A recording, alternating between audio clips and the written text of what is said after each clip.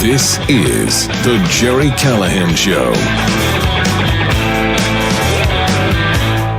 I've said many times, the best movies, the best TV shows, the best dramas, the best books are usually about revenge.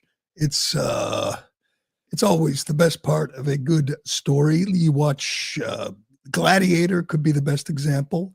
Django Unchained, which I love. Usual Suspects. In the movie Sleepers, the Brad Pitt character actually says, "Sweet, sweet revenge," as they get their revenge. These kids who were abused in prison, which was allegedly a true story.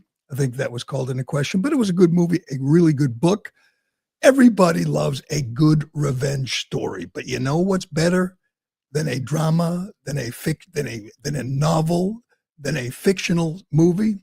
Real life revenge, when you get to see bad actors get their comeuppance, when the truth is finally exposed and you find out the people the media told you that they were not really, that they weren't, that was not their true personality. And what we've seen this week in DC is a story about sweet, sweet revenge. Revenge for all the things these deep state actors put Trump through, the lawfare, the attempts to put him in prison, hold him up in court, raid his home, deplatform him, take him off the ballot, and yes, shoot him in the head.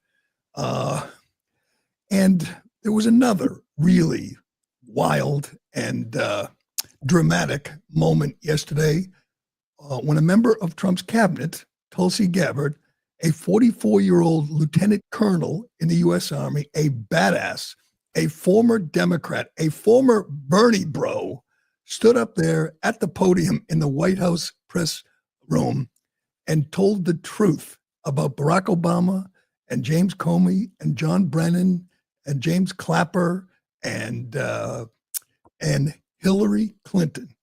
Keep this in mind before we play it. Hillary Clinton, years ago, slandered Tulsi Gabbard as a Russian asset. She hated Tulsi Gabbard, and I think today she probably hates her even more than she ever has. She never forgave her for endorsing Bernie Sanders. Yes, the head of our national intelligence, this fighter for the MAGA agenda, this cabinet member for Donald Trump was a Bernie bro in 2016, and that pissed off Hillary, and she hated her, and she wanted to destroy her, and she called her a Russian asset. Well, I don't think Tulsi Gabbard ever forgot that.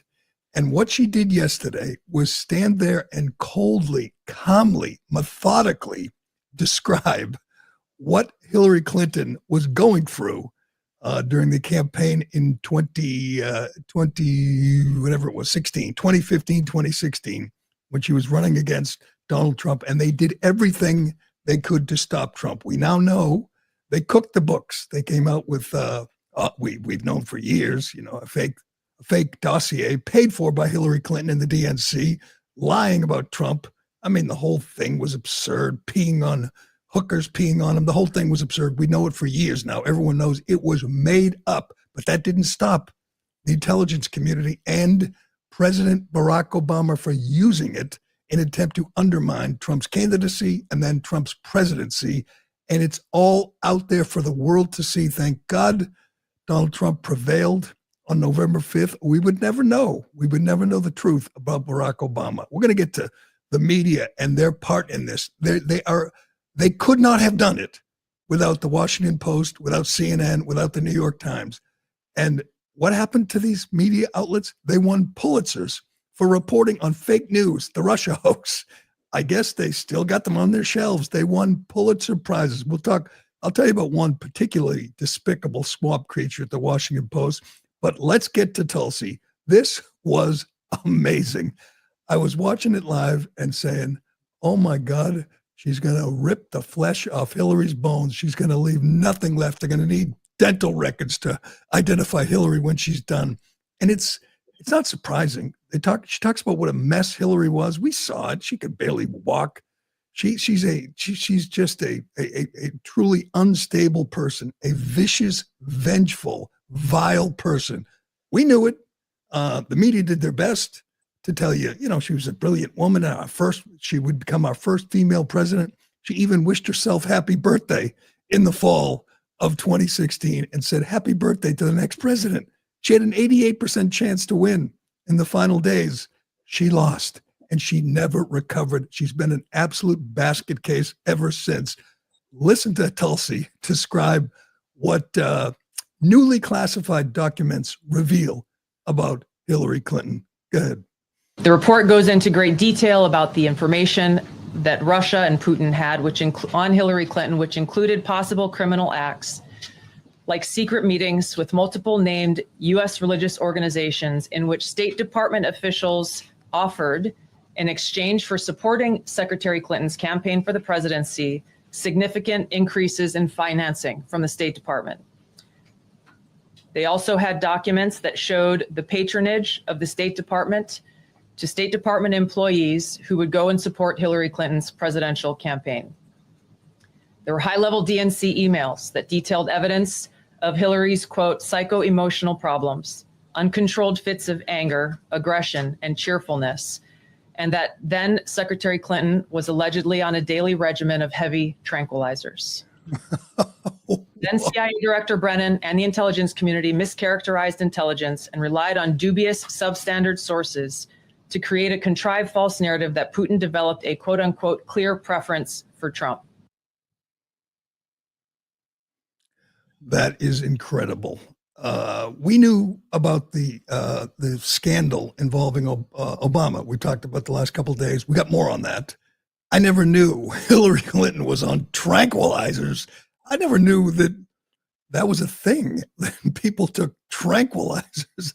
Is that like Xanax, or I mean, is that like Ambien, which Joe Biden was on for the debate? But it fits. I mean, it makes all the sense in the world. She's not a stable person. She's a mean, nasty, vicious person who they had to drug to keep her rage under control. Oh, I just picture Hillary at home in one of her mansions in Chappaqua.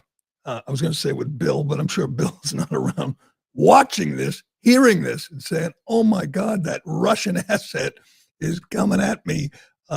This is the worst nightmare for Democrats. This is a smart, fearless fighter, a female Democrat who ran for president as a Democrat, who supported Bernie Sanders, the most far left Democrat who's ever run for president in this country. That was just a few years ago.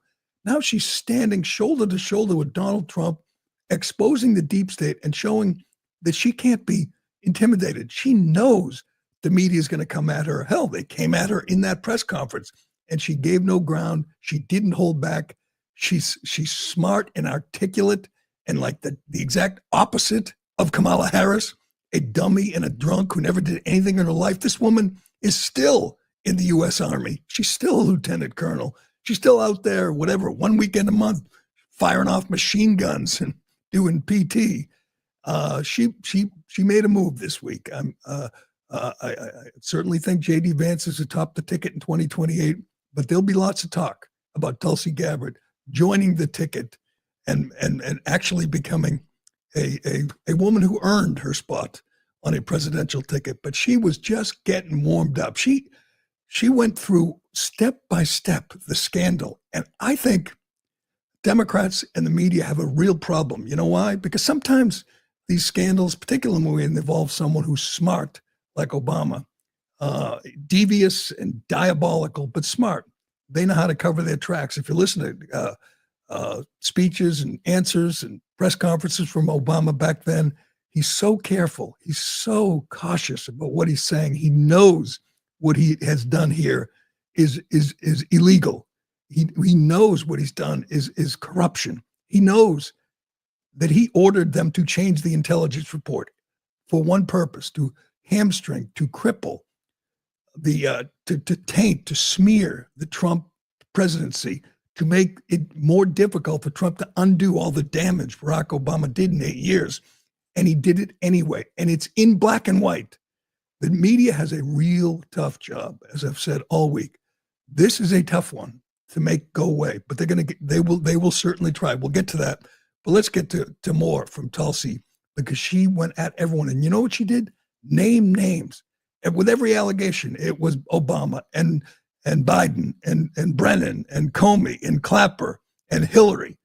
She told you who the actors were, who these deep state operatives were when they attempted the coup, as she calls it, the treasonous conspiracy, as she calls it, and she detailed it. And if you want to listen, if you want to hear it, you're going to come out of this thinking, oh my God, Obama is a real bad guy here. He is the real bad guy.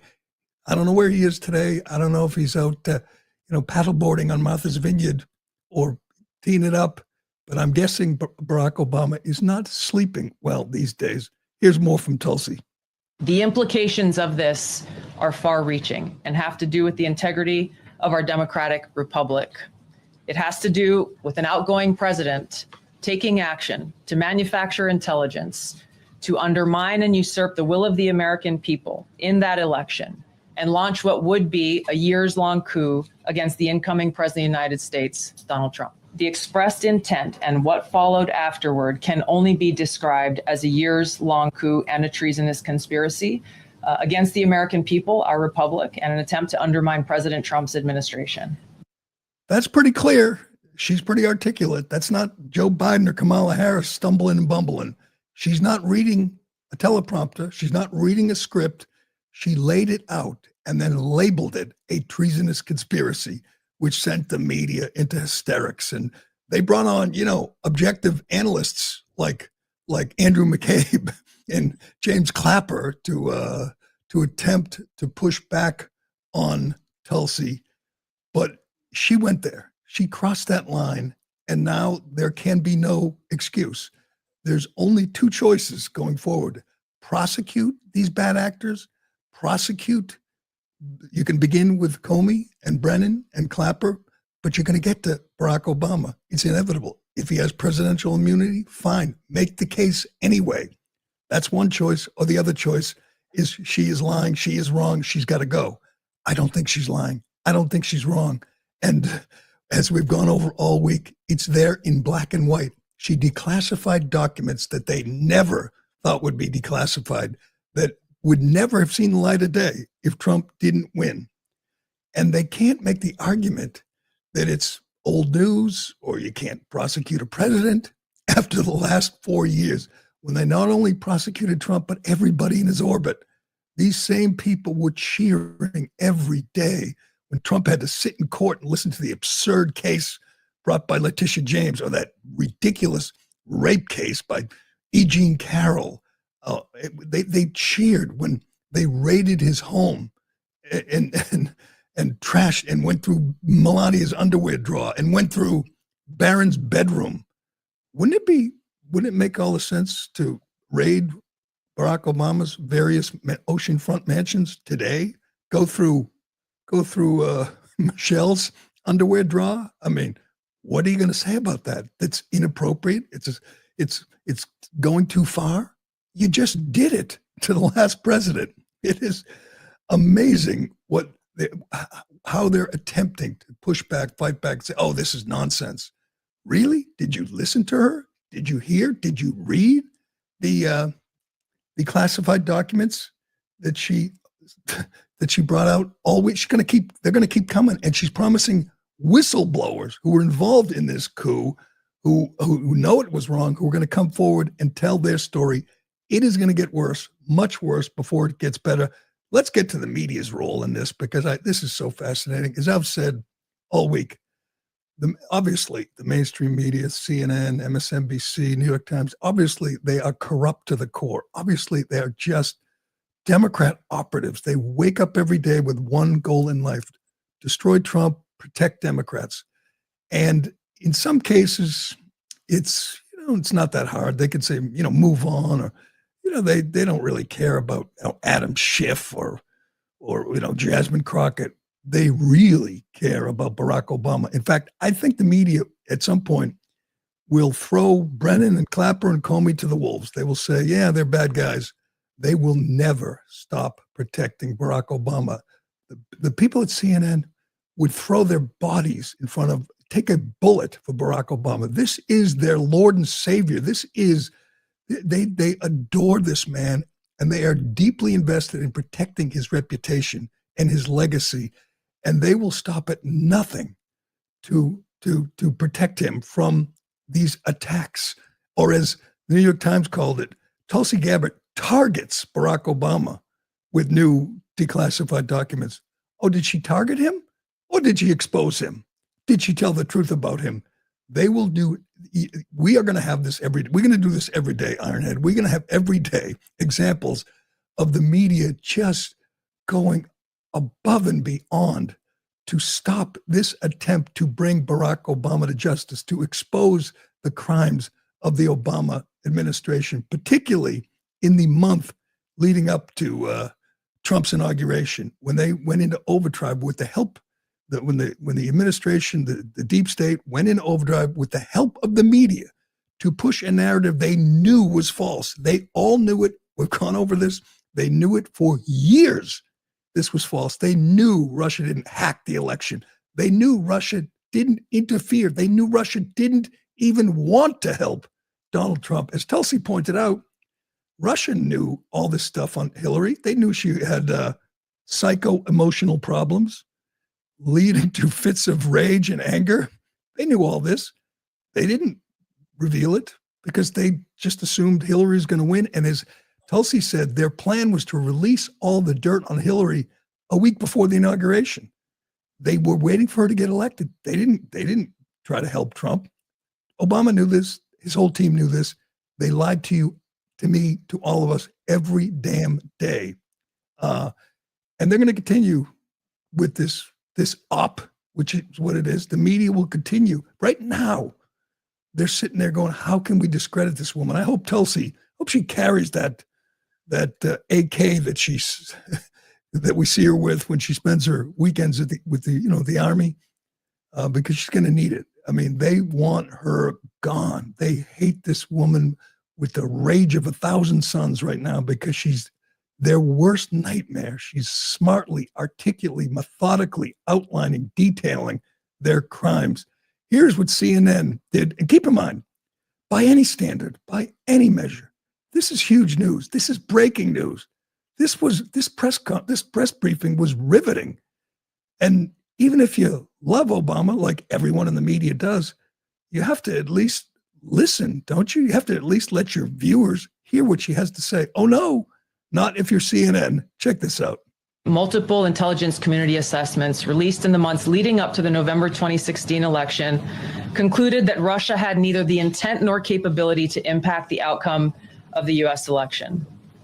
On December 5th. We've been listening there to the Director of National Intelligence, Tulsi Gabbard, continuing on what has now been a multi-day effort, not only with public statements like this, but release of documents to attempt to back up the quite extreme allegation that President Obama is guilty of treason and that he worked in some sort of conspiracy with Hillary Clinton, et cetera, in the assessment by the intelligence community at the time that Russia interfered in the 2016 election.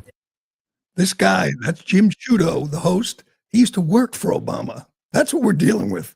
These are hard left liberals who just couldn't even let their viewers hear. And consider what she was, this is a cabinet member accusing a former president of treason, of a years-long coup. And this is CNN, a news network, who said, maybe we should cut her off because this really looks bad for our guy. That is just an amazing moment right there. They can't help themselves. If their bosses called them in and said, you have to stop rooting for one side, you have to play it down the middle, they couldn't do it. I mean, they'd be like asking Jill Biden to play it down the middle. These people, they still get tingles up their leg when they see Obama. And man, when he's shirtless on the beach, and hose down Jim Sciutto. That's what you're going to need. I always say this. When I was covering sports daily, writing columns, I didn't root. If you're an honest reporter, an objective reporter, you don't root for anyone but yourself. I rooted for myself. You know why? I wanted a good story. When I went to a game or covered a scandal or covered a Super Bowl, I said, just make it a good story that people want to read about. These people aren't rooting for the story. If they were, they would be eating this up. They'd be saying, I know it looks bad for, Barack Obama, but this is historic. This is a cabinet member calling a former president treasonous, and they don't care. They want to stop her. Check this out. This is an alleged CNN reporter telling you that they shouldn't let you hear what she has to say. This was aired on CNN yesterday. We have no idea. I mean, this is hardly information that we should even be repeating. Never mind that it's,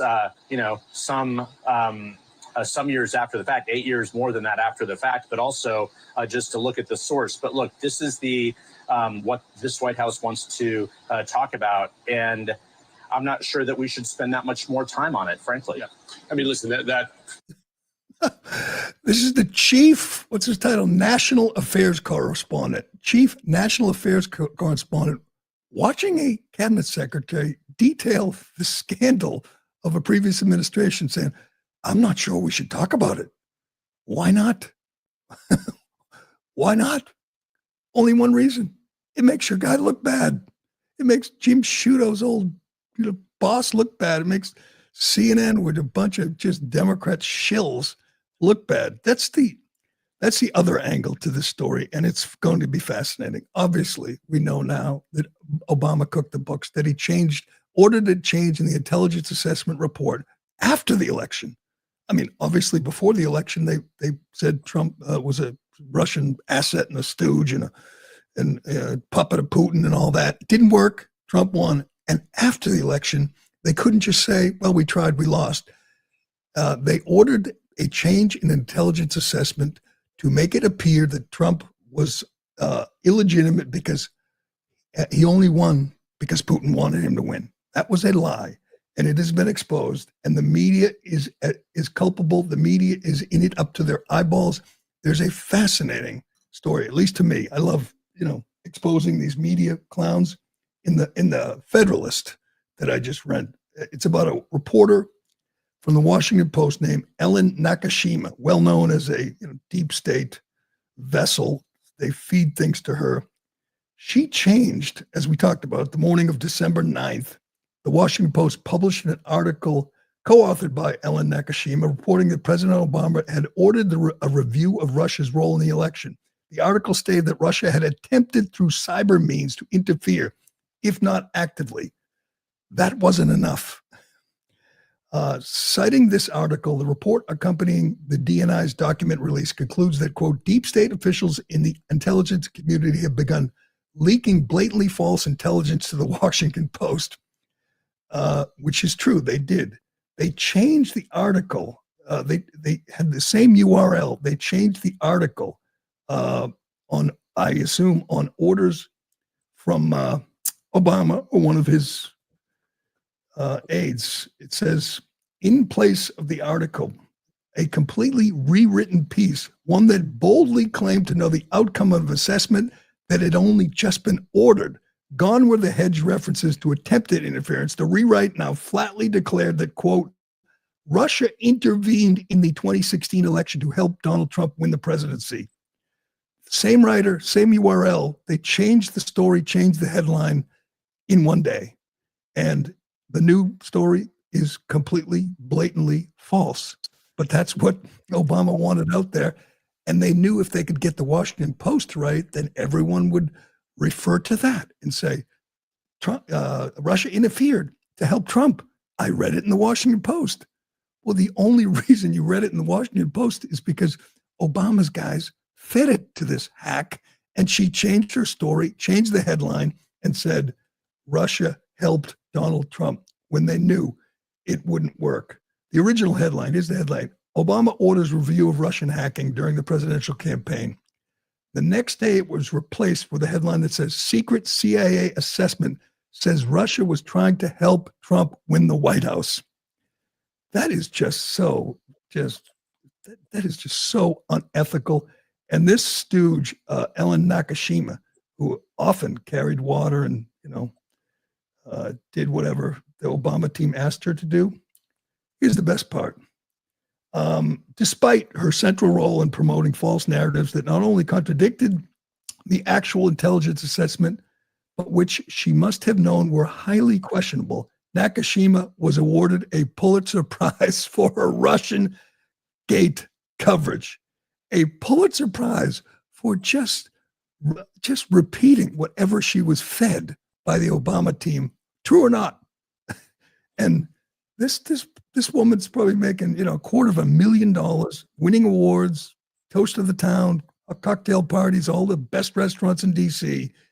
And she just lied on behalf of the Biden team, on behalf of Biden's deep state snakes like Brennan and Clapper and Comey and the rest of them. And they're all being exposed. It's wonderful. They're all being, just like all great revenge stories, it finally comes out in the end. Although this isn't the end, we need prosecutions. All right, that is just such a great, great story. A treasonous conspiracy, she called it, and said a years-long coup. How do you not cover that? How do you not dig deep on that? I mean, here's the problem. You're supposed to cover it honestly, uncover things, hold truth to power. Then you get the Pulitzer. You don't get the Pulitzer because you just get dictation from one side and repeat it in the pages of the Washington Post. What a joke. I can't believe people still refer to the Washington Post and New York Times as actual newspapers. All right, we got much to get to on this Thursday, July 24th. I couldn't stop watching the victim impact statements after or before Brian Kohlberger, that savage, that monster, that animal out in Idaho, before he got sentenced to many, many, many life terms. The families had their say, and it was great. It was riveting. We got some of the highlights, and I got a real problem with this sentence. I really do. I know he's probably never going to see the light of day, but there's lots of things this scumbag can do, and I don't understand why we're not putting this animal down. We have the death penalty. Why can't we put this animal down? We'll get to that. And right now, the DOJ, Todd Blanche, is meeting with Ghislaine Maxwell in Tallahassee as we speak.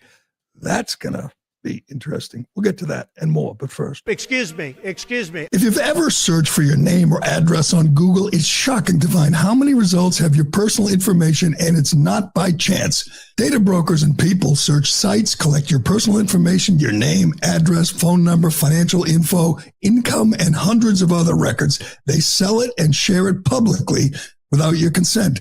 But Incogni is here to put an end to that. It hunts down these unethical sites and gets your info removed from the places that expose your private information. You don't have to email anyone, fill out forms, or jump through hoops. They handle the entire process for you.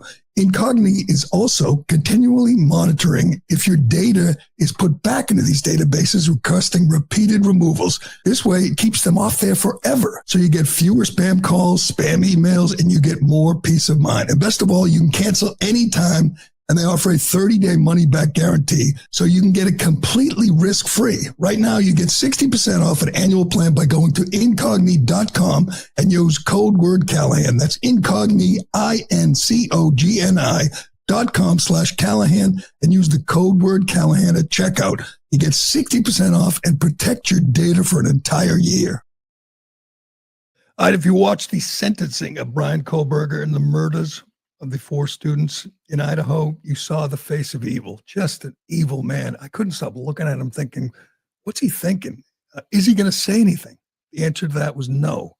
He respectfully declined to comment. He didn't cry. He didn't laugh.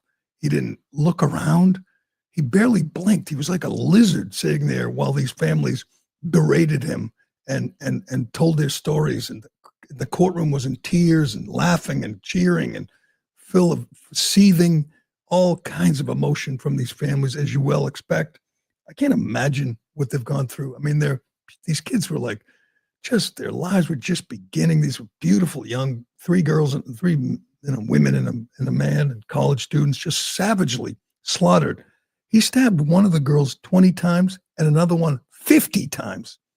They should have cut him open and studied him. Unfortunately, they're not going to do that. For some reason, they made a deal. They allowed him to live. He'll spend the rest of his life in prison, but they allowed him to live if he pled guilty, and they avoided a trial. And some of the families were disappointed in that. Others were not, but he's not going to die for his crimes. He's going to live he's 28. He's going to live another 50, 60 years unless someone gets him in prison. Let's hope there's some prison justice, but I don't know. I have my doubts. You know what Brian Kohlberger is going to do today? He's going to get up. He's going to eat something. He's going to take a walk, maybe go outside, have some sun on his face. He's going to read. He's going to take classes in prison. He's going to receive letters, love letters. Maybe he'll get married. A lot of these psychos, they have lots of fans. He's going to listen to music, watch TV, watch movies. He's going to talk to his family. Maybe they were in court. Maybe they'll visit. He's going to make friends. I mean, maybe he doesn't want to make friends, but he's going to have human contact. He'll be able to follow the news. He'll do interviews. There'll probably be documentaries about him. Maybe he'll write a book. He's going to have many of the pleasures of life, of living, that these 4 victims will never enjoy. And it makes me sick. I mean, this is not just punishment. This is the poster boy for the death penalty. This savage should have been put down a long time ago. We're going to find out over the next 5, 10, 20, 30 years that he's got a wife. Oh, and he's got a kid. They had a conjugal visit.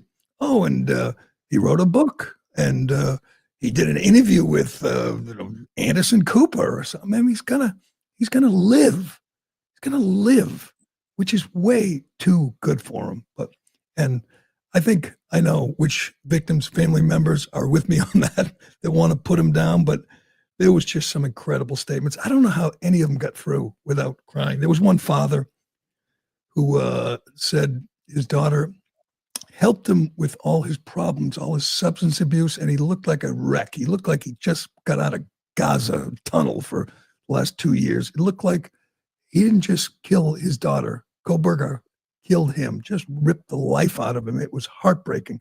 There was grandmothers talking about their special nicknames that their granddaughter gave them, and they got tattoos to remember the grandmother getting a tattoo, and she touches it every day. Just heartbreaking family stories. But the ones I like, because I think this would be me, were the angry victims' family members who had one chance to just rip the face off this piece of shit. And there were a couple of great moments. We got Olivia Gonzalez, sister of Kaylee, and she spent a little bit too much time talking about herself, and she was how it affected her, but that's okay. It affected everyone differently. But then she got to the good part. As we know, Kohlberger managed to kill these 4 poor kids because they were sleeping, because it was the middle of the night, because it was dark. They didn't know what was going on. They didn't stand a chance. And she points that out in her statement, in her final line to this scumbag. Watch. The truth is, the scariest part about you is how painfully average you turned out to be. The truth is, you're as dumb as they come. Stupid, clumsy, slow, sloppy, weak, dirty. Let me be very clear. Don't ever try to convince yourself you mattered just because someone finally said your name out loud. I see through you. You want the truth? Here's the one you'll hate the most. If you hadn't attacked them in their sleep, in the middle of the night, like a pedophile, Kaylee would have kicked your fucking ass. Thank you. That's the kind of victim impact statement I like. They don't get a chance to grab them by the throat. This is their one and only chance. And that was good. You're like a pedophile. We still don't even know the motive. There should be a provision of the deal where he has to talk. You know, you want to live, you don't want to get executed. Fine. You agree to plead guilty to everything, go to prison for life, and tell us why you did it. You piece of garbage. Tell us. The family deserves that. They need closure here. They want to know why you destroyed their lives. Why you took away their beautiful kids and just upended their lives forever. Why? Was it pleasurable? Did you enjoy it? Are you that much of a psycho? Was it revenge? Did one of the girls turn you down for a date or a dance or something? Why? We may never know. Or maybe he'll sell his rights and make money. The judge actually said, he didn't restrict him. He just said that he may, someday write a book, tell his story. Yeah, he might. And I mean, he won't be able to enjoy freedom, but if he makes money, but he'll enjoy the fame or the infamy. He will. He's that kind of psycho. But here's another victim's mother. And this was the funniest line. If you could laugh a little macabre humor here from one of the victim's moms. Go ahead. A dead killer doesn't kill again. So while I'm disappointed the firing squad won't get to take their shots at you, I'm confident that the men in prison will have their way with you in more ways than one. You will finally get what you wanted, physical touch. Just probably not how you were expecting it. See, you haven't beat the system. You've simply entered a new one where the rules are cruel and the consequences will never end.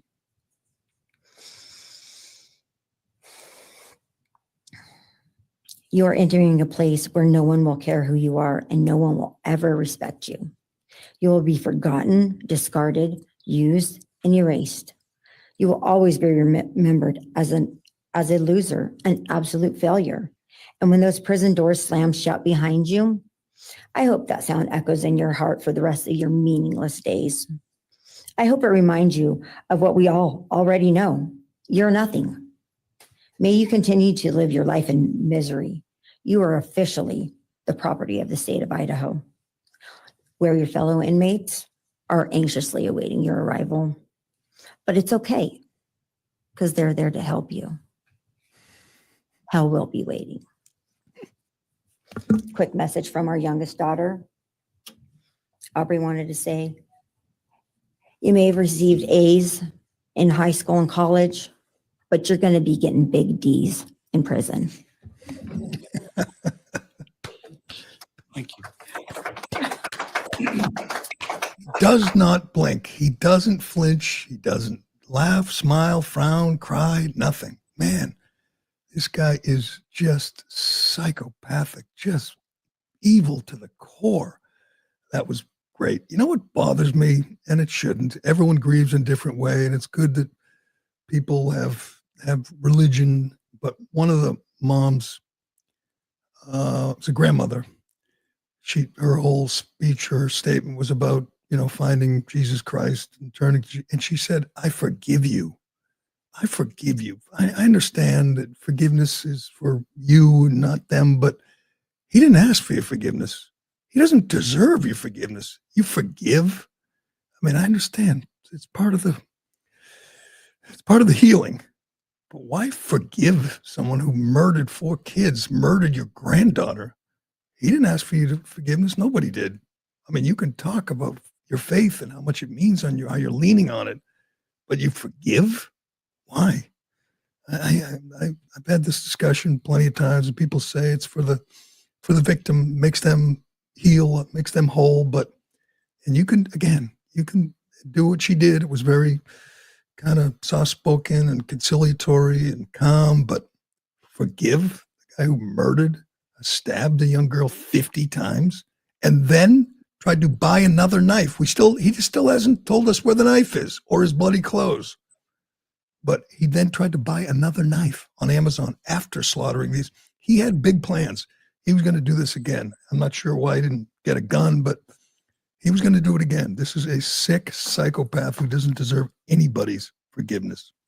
All right, we got to move. That was, you know what? It was disturbing. It was very, very, very sad, but that made me feel good when the mom and the sister just unloaded on that piece of garbage, because that's how it should be done. I want to talk about this. We have lost our way as a country in so many ways, particularly in blue states, particularly in New England. We've forgotten why we put people in public office, why we elect our representatives, why we elect senators, congressmen, mayors, governors. It wasn't that long ago you ran for office promising to make life better for your constituents, to take care of their needs, to improve their lives, to improve the city, the state, the neighborhoods. What happened to that? We now elect people, Democrats, blue states, Massachusetts, Maine, Rhode Island, Connecticut, New York, and California, of course, whose top priority are illegal aliens. That is literally the top priority. We have a governor in Massachusetts who's allocating $5 million to pay for lawyers for illegal aliens. And I'm trying to get my mind around and go, who is for? I understand where its state is full of crazy cat lady liberals, but you think you should take tax money, take money from people out there working for a living, Americans, give it to people who broke our laws, broke into our country, got all the freebies, all the benefits, and they shouldn't have to pay for their own lawyers? We should pay for their lawyers? How does that make any sense? We have a senator. We have two of the worst senators in the country. That's quite clear. We have Liz Warren, the fake Indian, who's just, as I've compared to a car alarm going off down the street. She just yaps and talks and makes noise and nobody pays attention.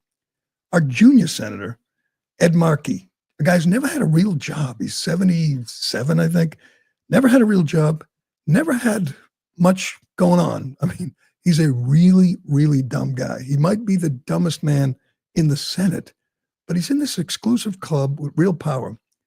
He doesn't care at all about his state, about Massachusetts. He's a social justice warrior now. And here's what he was doing 2 days ago in D.C. Can you get that shot? He was thrilled to be meeting with Mahmoud Khalil, who is from Syria, who's a guest in this country and repays us for letting him come in here and study at Columbia by pushing anti-American propaganda, by protesting in support of Hamas, by any measure, just a real awful guy. We shouldn't allow people like this into our country. Obviously, we did. They came in droves, but why are you celebrating this? This guy, along with a band of ne'er-do-wells, just cost Columbia $220 million. They had to pay the government $200 million and pay Jewish students $20 million. That's what he did. That's what he wrought at Columbia, a climate of anti-Semitism, which just cost the university almost $250 million. He was detained, obviously, because he's an anti-American, anti-Western, anti-Semitic scumbag. He's free now, and he's the toast of the town for Democrats. The senator from Massachusetts, he has no connection to Massachusetts, none. He's, again, Syrian, and he's been at Columbia. He's been in New York, just riling up the crowds and the hate and the anti-American sentiment. What is Mr. Frosty, Ed Markey, whose last real job was ice cream man? He writes, after visiting Mahmoud Khalil in a Louisiana detention center, it was good to reunite with him in my office. I'm relieved that after 104 days of unlawful detention, he's finally been released, but the fight is far from over. We must not be silent in the face of Trump's attack on immigrants, free speech, and the rule of law. He's celebrating this guy. Why? What did he do? Did he do anything noble, anything commendable? Ed Markey didn't call the family of the UMass Amherst kid who was interning in D.C. in Congress. He was murdered in the streets of D.C. Nothing from Ed Markey, but he's couldn't wait to give a big hug and a kiss to Mahmoud Khalil, who hates this country. Why do we elect people like this? Why? I would certainly never vote for him, but what appeals to you if you are a Democrat about Ed Markey? What has he done to make your life better? What has he done to make America better? He celebrates illegal aliens. That's like every elected Democrat, that's his top priority, to celebrate, to help, to protect, to defend, to support illegal aliens who do nothing to make life better. But God, he loves him, some pro-Hamas scum. That's what Ed Markey loves. Now let's get to, before we get to Ghislaine, I want to get to this Maine state rep. This is the South Portland mayor, Dequa Dallas. She's the mayor of South Portland, a small city of 26,000 in Maine. And she is fighting for, as she says, our country. Is our country America? No, our country is Somalia.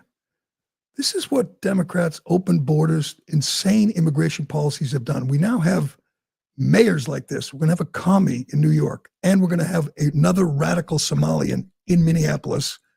He defeated the sitting mayor, Jacob Fry, who's a crazy liberal who cried over George Floyd's casket, who was big into DEI and everything else.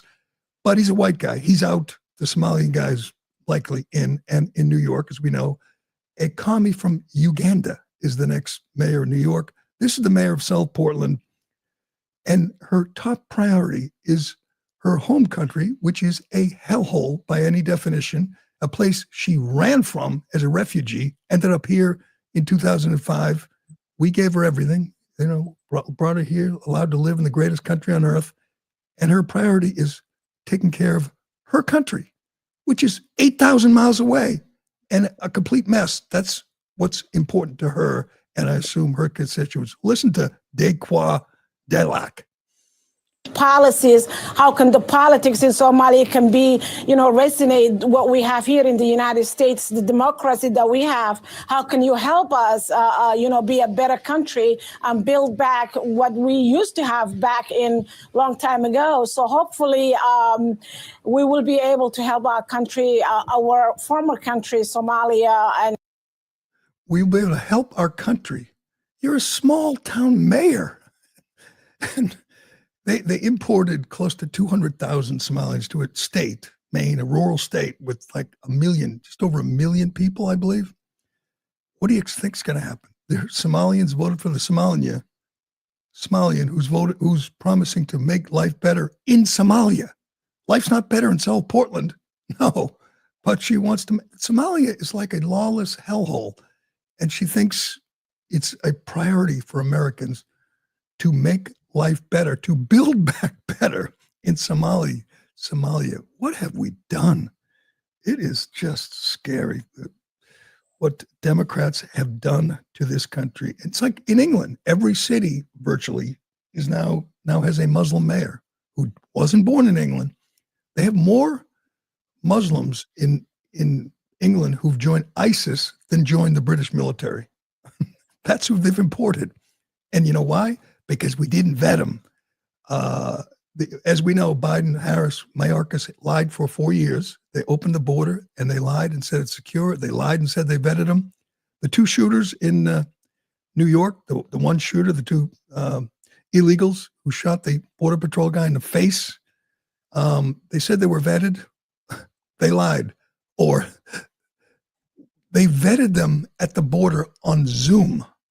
So they put an illegal alien. They didn't take his DNA. They didn't have any record. They didn't look him up. They put him on Zoom and they said, if you come into this country, you're going to, break any laws? No, we're good. Okay, you can come in. That's how they vetted the guy who shot a cop in the face. That's how Biden administration managed to import 15 to 20 million illegals in 4 years. They didn't waste a lot of time. They said, jump on the iPad, tell us you'll be a good boy. And that was it. Mayorkas lied. Why he's still free, why he's not in handcuffs, I won't understand. But do we have Mayorkas explaining? I mean, just this alone. Can't you just bring him in, play this and say, you lied over and over again. And you didn't lie for some noble purpose. You lied with the express intent of destroying the fabric of this country by bringing in gangbangers who shoot cops in the face in attempt to rob them. It's just incredible. Here's Mayorkas talking about the vetting process. fact, in this administration, the different agencies and departments across the federal enterprise are working more cooperatively and more effectively and doing more robust screening and vetting than ever before. That was a lie. Over and over again, they lied. How do you vet someone on Zoom? I mean, first of all, he's a criminal. Been arrested 4 times in New York. He were arrested in Massachusetts. They just kept letting him go. And now a cop's in the hospital, lucky to be alive because he shot him in the face. All right, as I mentioned, Ghislaine is speaking to Deputy Attorney General Todd Blanche right now in Tallahassee at a federal office building negotiating. Maybe we will hear from Ghislaine. Maybe they'll make a deal. Maybe she'll name names. Democrats in the media are obsessed right now with the Epstein story, which they didn't care about for 4 years. Didn't matter. Didn't care about victims. But they're obsessed because they think Trump is in the files. Well, didn't we know that? Haven't we known that for a long time? He knew them. They were 2 billionaires in Palm Beach. They ran in the same circles. When Epstein, and this has been corroborated by a number of people, Dershowitz has mentioned it, when Epstein hit on some young girl, a member's daughter at the club, Mar-a-Lago, Trump kicked him out, and that was it. There's no rumor. There's no evidence that he went to the island, that he went to the New Mexico place that he was on, that he was in New York at his mansion, that he was getting massages from young girls. It's nothing like that. So put it all out there. Yeah, Trump kicked him out of Mar-a-Lago. So what? The thing that Wall Street Journal made up about a birthday letter, even if it's true, so what? They're victims who deserve justice. That's all that matters. Let's name some names.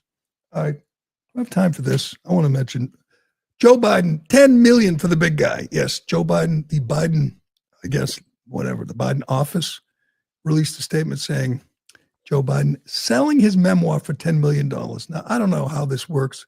I assume it's a dirty deal that he's getting paid off for something by someone. Because how do you make money writing a book that a guy who's, first of all, a serial liar, lies about everything. Secondly, has dementia, doesn't remember anything.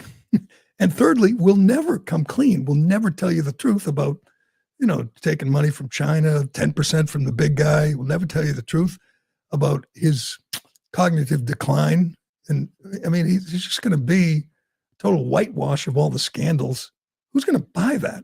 I mean, I assume there'll be plenty of copies sold on Martha's Vineyard, but for the most part, how do you make money giving Joe Biden $10 million for the big guy? Doesn't make sense. Oh, lastly, bad news, Ironhead. Time magazine came out with their 100 greatest podcasts. I was really excited. Thought, we might make the top 100, but no. But I don't feel bad. You know why? Because you know who else didn't make the top 100 podcasts? Joe Rogan didn't make Joe Rogan, who was just pioneered. I mean, he's defined the genre. You don't even have to like him. You don't have to listen to him, but you can look at the numbers and the impact elections. He makes or breaks careers. Joe Rogan, not on the list. Megyn Kelly, not on the list. Ben Shapiro, not on the list. Tucker Carlson, Matt Walsh, not on the list. Who's number one? I don't know. I had it up a little. Do I have it up on my screen? I don't know. It's all you'd expect. The New York Times Daily, Ezra Klein, Bill Simmons.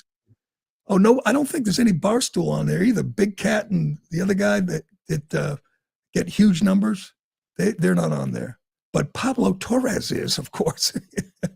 It's exactly what you'd expect from the organization, the magazine that named, Man of the Year, Kamala Harris, Woman of the Year. No, didn't make it. Maybe next year when they update it, but none of the top-rated, top-selling, talked about podcasts are on the list. None of the conservatives. How do you not pick Joe Rogan now? Not even a conservative. Hell, he's turning on Trump on immigration, but he's kind of important in the podcast world, and they left him out. I mean, couldn't you put him at 99? Just throw him a bone? But no, which makes the whole thing a joke. All right. That will do it for today and for this week. You're going to take a long weekend. Ironhead needs another day off. Did you recover from the cruise yet? Did you lose all that cruise weight you put on? Yeah, I only ended up gaining 2 pounds. So No way. yeah, it was a lot of water weight, but it was scary to I was look going at. to say, did you have like the runs or something? How did you manage that? Did you get sick? I had a drink package, so I got pretty full pretty often. I saw a stat one time that the average cruise ship patron gains like 12 pounds. It was an insane number, which doesn't surprise me because that's what it's all about. I absolutely believe that. Well, you must have. Did you walk in circles around the deck? Power walk? I did until I kicked a rock at Snorkel Beach Park, and I thought I broke one of my toes for a minute. Well, I knew there'd be. That was after a few margaritas, was it? Who's to say? All right. Well, enjoy your weekend. Thanks for watching. Thanks for listening. I'm Gerry Callahan. This is the Callahan Show, and we will do it again Monday morning. Thank you. Thank you. Thank you. Thank you. Thank you. Oh my God. Is she crazy? Thank you.